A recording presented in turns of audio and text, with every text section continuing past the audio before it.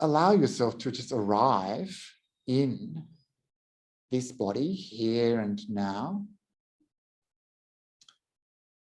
You might want to just take the shoulders up to the ears and roll them back, opening up the chest, feeling like you can let go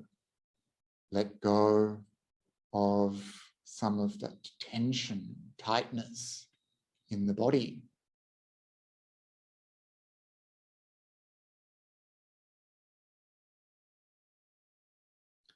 And let go also of the morning of your day, of all the busyness and activity of your life. Just leaving the past in the past.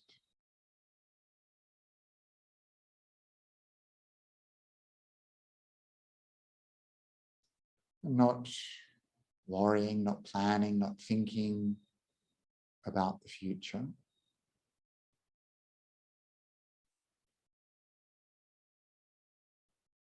The future is so uncertain.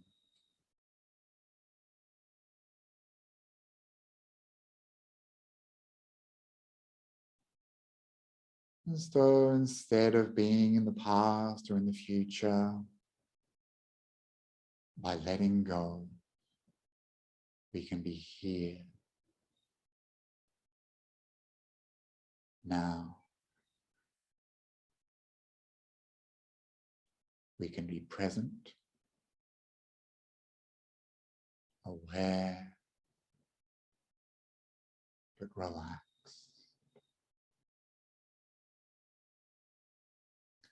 So allow yourself just to relax, letting go, softening, releasing. Just take a few moments to become more aware, more present.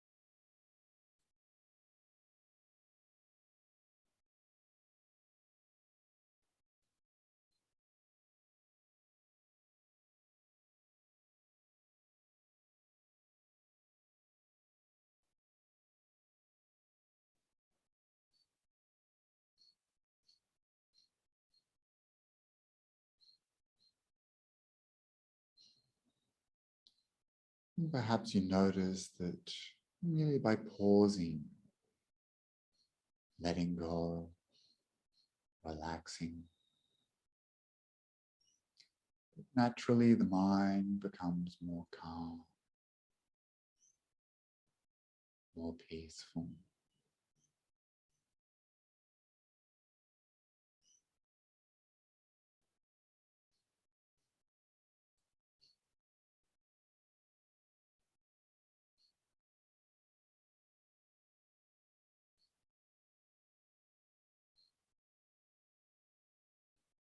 And so we'll use this calm, peaceful mind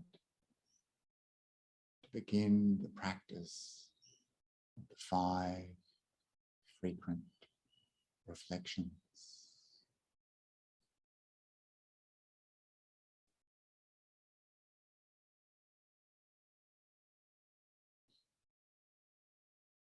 I am of the nature to age.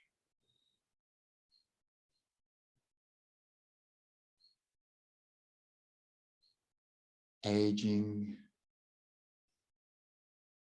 is my inescapable fate. Having been born, I am subject to aging.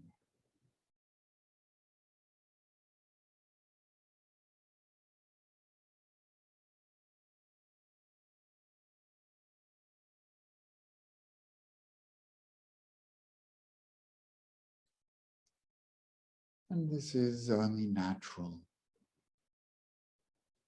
This is what happens when we have a body.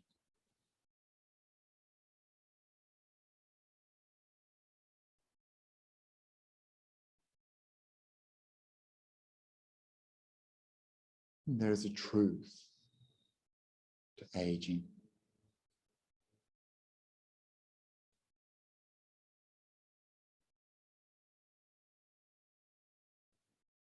We know that our bodies are growing older with every moment.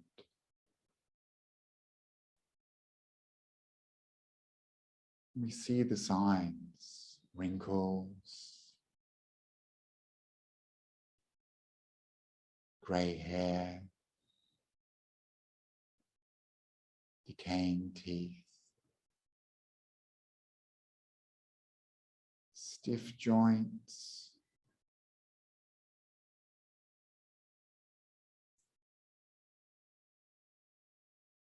our physical faculties growing frailer, our mental faculties diminishing.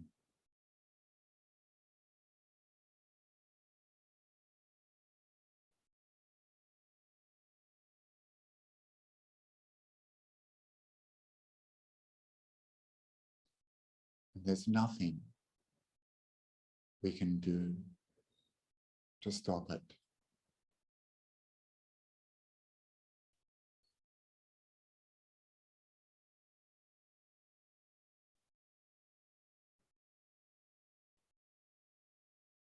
Knowing this, why am I so obsessed with youth?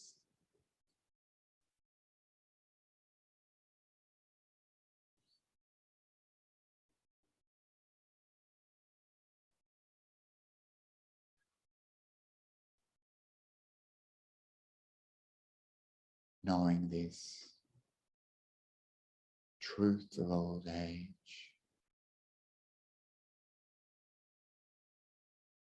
how am I spending my time?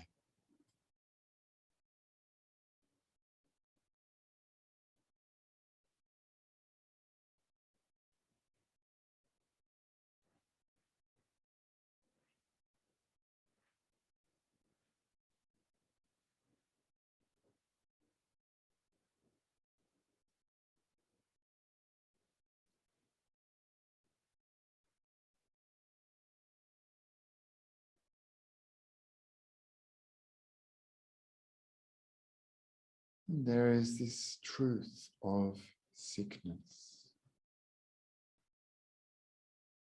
I am subject to sickness. Having been born, I will become sick.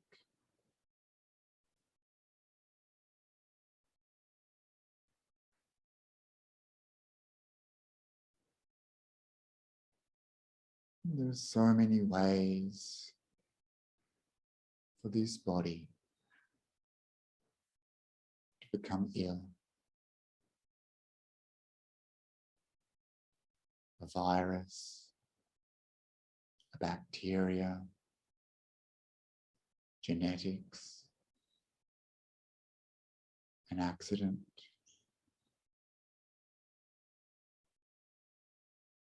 This body is fragile.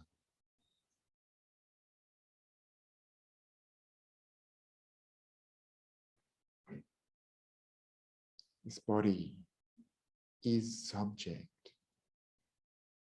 to sickness.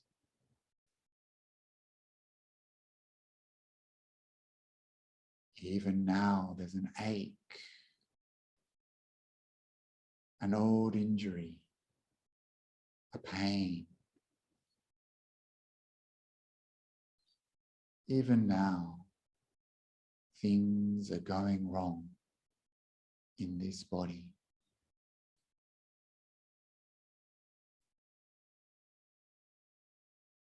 And there's nothing I can do to prevent it.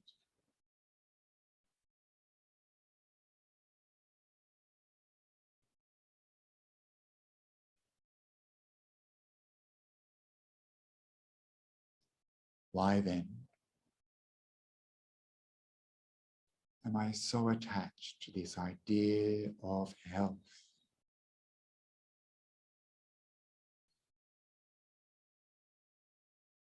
Knowing it must change.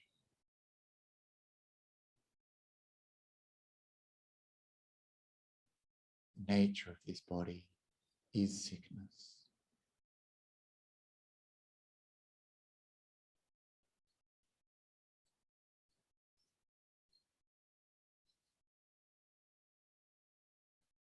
So how am I living my life? Knowing how fragile this body is.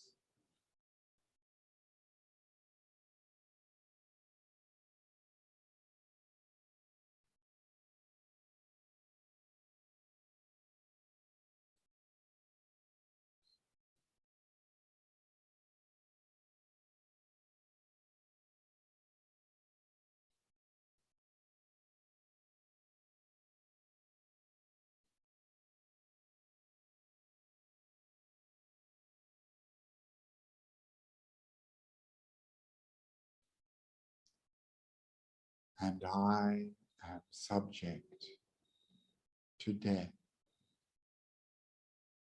I have not gone beyond death.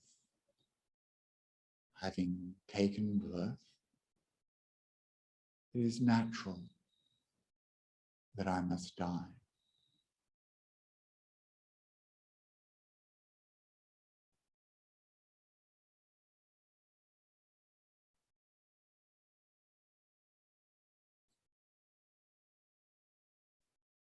My human life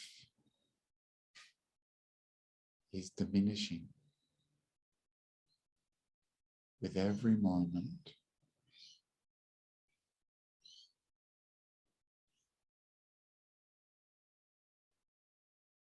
My life is uncertain. There are so many ways I could die. Death is the only certainty in this life. And it's okay. It's natural.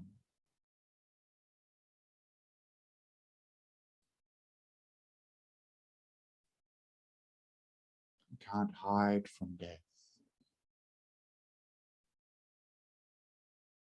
My friends and family can't help me when it comes to death. My money, my status will be of no use. And this body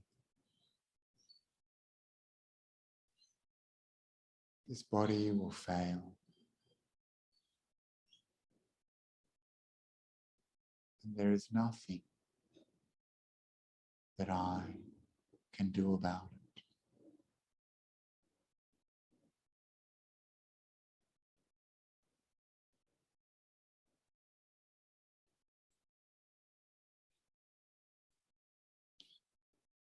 Knowing this truth of death,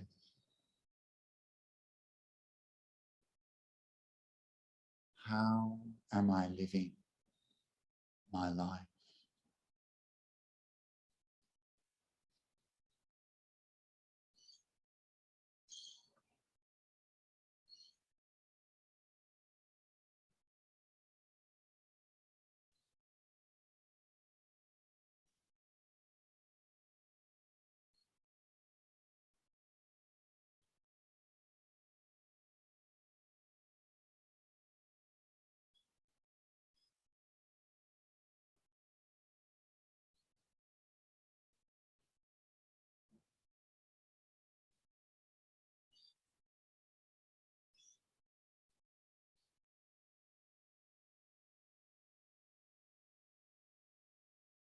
And I must become separated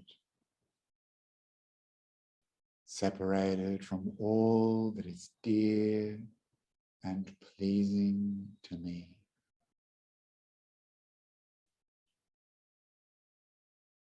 Separated from my possessions, from my job, from my status,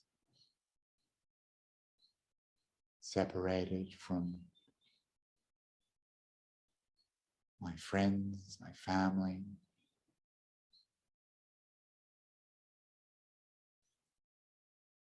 my home,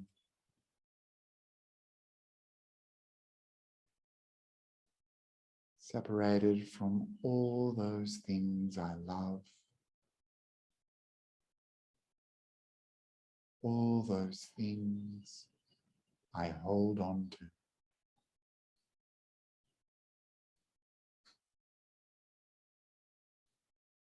And there's nothing I can do about it.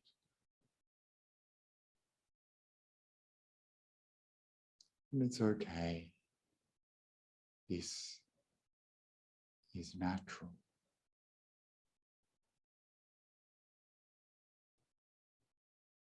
Cannot hold on to anything in this world.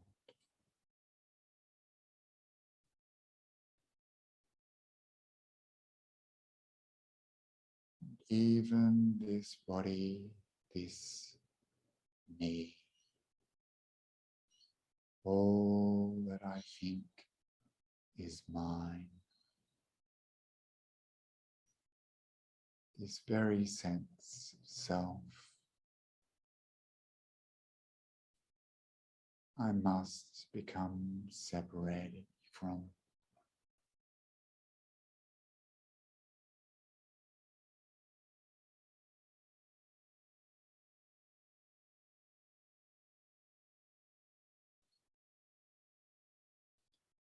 Why then? Why do I grasp so strongly, cling to these things of the world?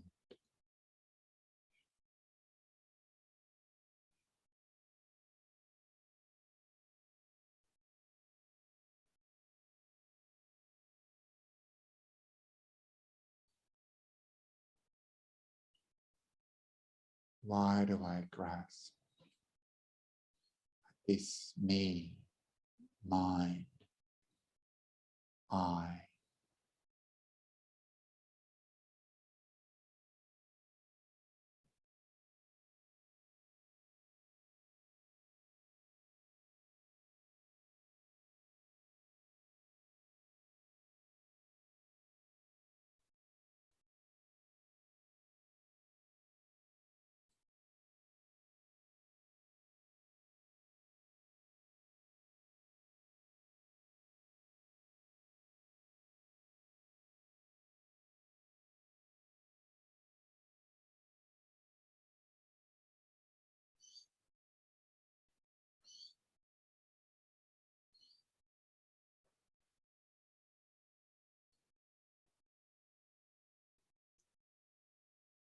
I am the owner of my karma. All actions, body, speech, mind, done with intention is karma. I am the heir to these actions. I will inherit my karma.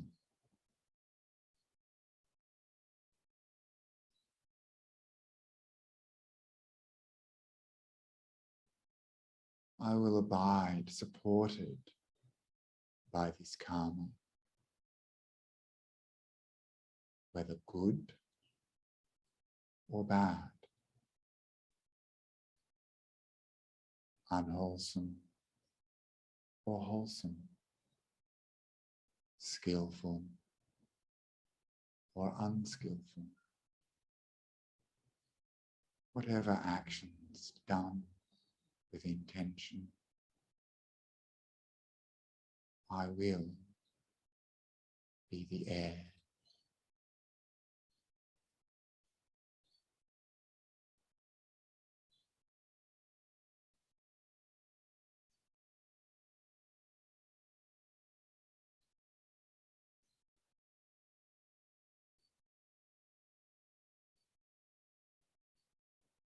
And knowing this, seeing for ourselves, even in this life, the consequences of our thoughts, speech, and actions. Knowing this, how am I living my life?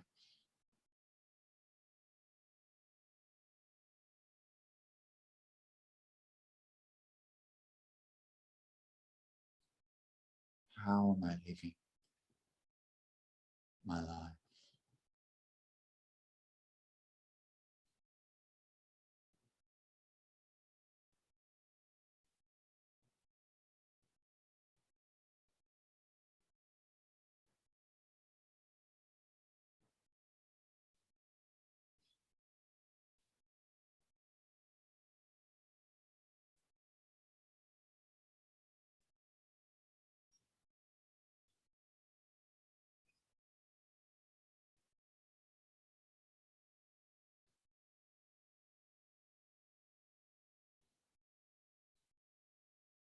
And just like me, all living beings everywhere are subject to old age, subject to sickness, subject to death, subject to separation, and subject to karma. Just like me, all other beings experience these things.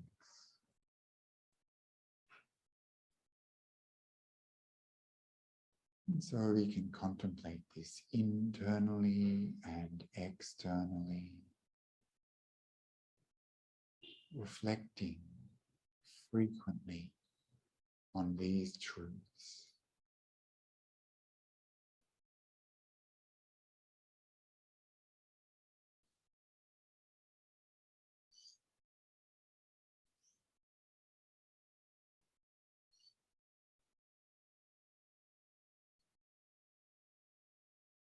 The Buddha said, reflecting in this way, the path is born inside us.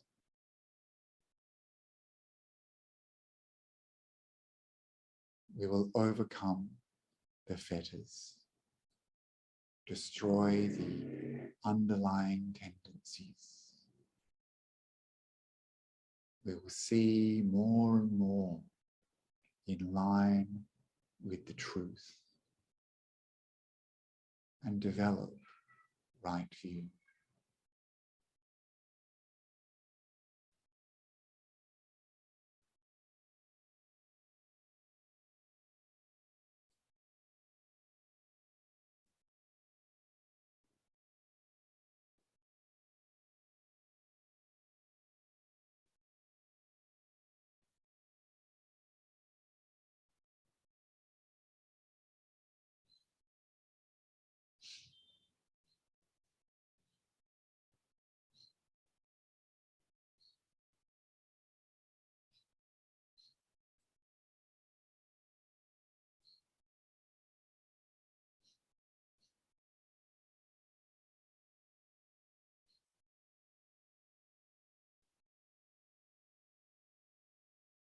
And as we come towards the end of this short practice, taking a few moments to review the meditation.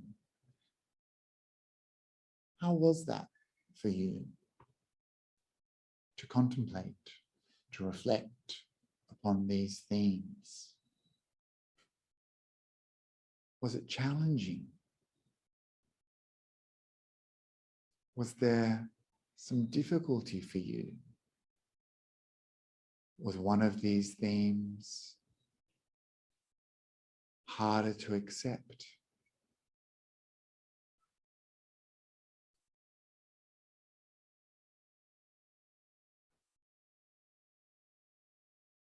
Did you find a sense of peace, of calm, accepting these difficult truths?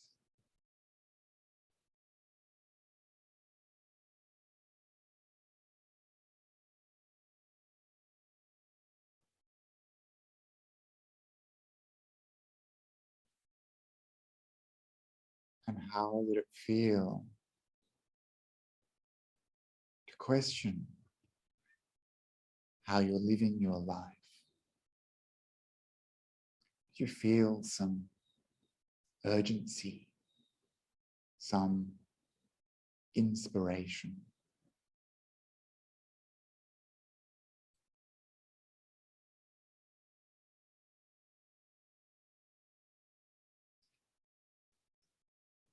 And so after doing some reflection and generating a mind in line with the truth of the Dharma, we can dedicate the merits of our practice,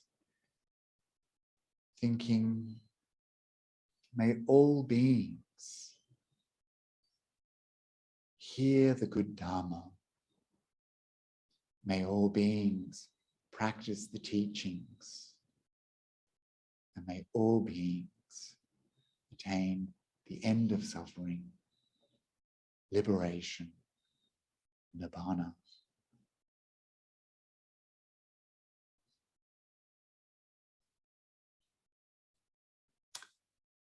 So these are the 5 frequent reflections, and I hope that it was okay to do these. Sometimes they can bring up some troubles in our heart, some difficulties.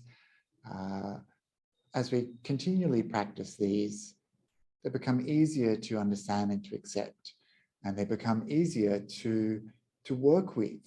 We start to look out for those moments in our life where we try to hide these truths from our mind.